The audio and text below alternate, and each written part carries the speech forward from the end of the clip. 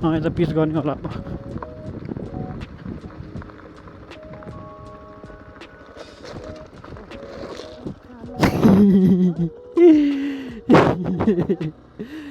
मतलब ओरिजिनल नुवाकोट चाहिँ यो होला क्या। ए बुद्धको स्ट्याचु रहेछ नि त। अरू त खै के होला जस्तो त मलाई लागेन यहाँ।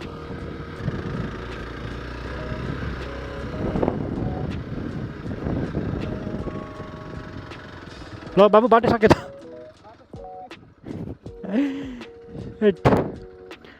ल यहाँ आएर चाहिँ बाटो सक्यो है फाइनली। अब नुवाकोट आइयो, यही होला नुवाकोट अब। ल साथीहरू अलिकति हिँड्नु पर्दो रहेछ, उकालो ठाडो रहेछ। त्यो साइडमा चाहिँ केबल कार। ल बाटो चाहिँ अलिकति उखर खापड रहेछ, खतरनाकै रहेछ बाटो चाहिँ। त्यहाँनिर केबल कार रहेछ है। हो त्यो डाँडा, अनि माथि चाहिँ गएर भ्यू देखिने होला, त्यही भ्यू पोइन्ट होला त्यही होला। त्यही अब चाहिँ अलिकति हिँड्नु पर्दो रहेछ।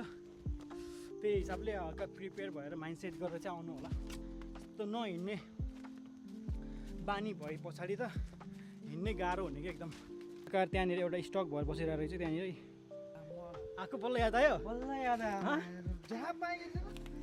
यस्तो मान्छे अघि यही बाटो भन्दै लिएर गएर लास्टमा त हो उता पहाडीको डाँडामा पुऱ्याएर लास्टमा रहेछ यहाँ।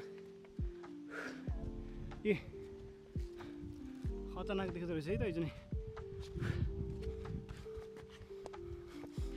This is the view.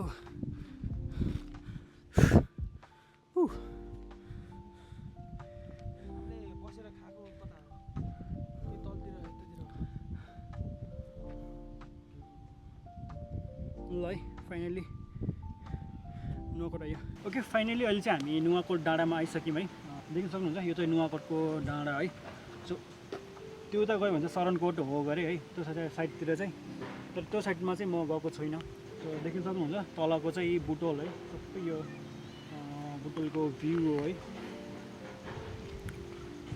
डेमा आउनुभयो भने चाहिँ तपाईँले यही वाला भ्यू देख्न पाउनुहुन्छ। अनि नाइटमा आउनुभयो भने चाहिँ त्यो नाइटमा चाहिँ तपाईँहरू चाहिँ त्यो लाइटिङको भ्यूहरू देख्न पाउनुहुन्छ। सो डेको चाहिँ उज्यालो है, अनि प्लस सबै कुराहरू छलङ्ग देख्न सकिन्छ। अनि नाइटमा चाहिँ अनि उज्यालो मतलब कि लाइटिङहरू चाहिँ तपाईँले देख्न सक्नुहुन्छ। अनि प्लस अर्को चाहिँ के रहेछ भन्दाखेरि यहाँनिर क्याम्पिङहरू पनि गर्न मिल्ने ठाउँ रहेछ। अनि प्लस पिकनिकहरू पनि गर्न मिल्ने खालको ठाउँ रहेछ यहाँनिर चाहिँ। सो तपाईँ आफैले पनि खानाहरू बनाएर खान सक्नुहुन्छ।